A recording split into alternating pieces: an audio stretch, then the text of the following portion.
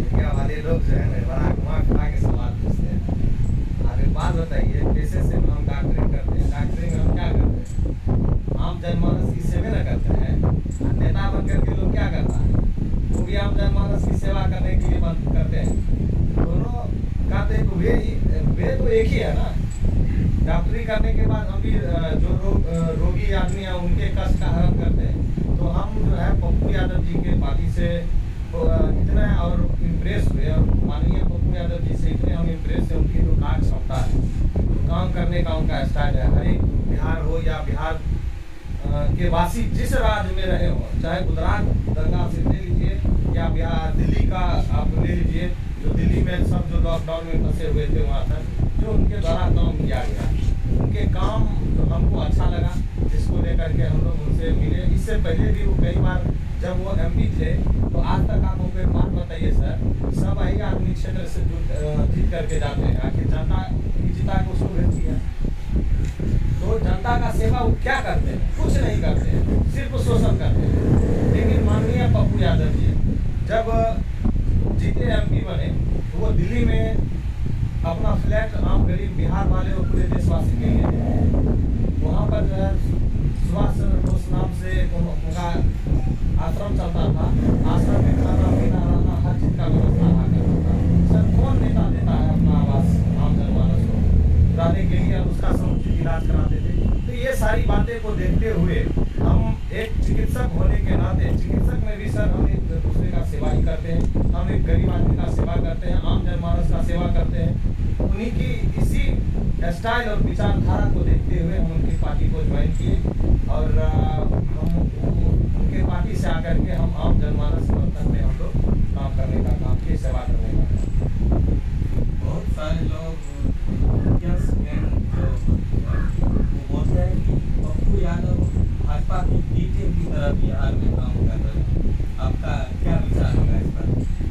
Sir करने वाले लोग तो बहुत कुछ करते हैं, आपके पास एक से एक न्यूज आता होगा, आप खुद समझ सकते हैं कि भाजपा की बी टीम कौन है।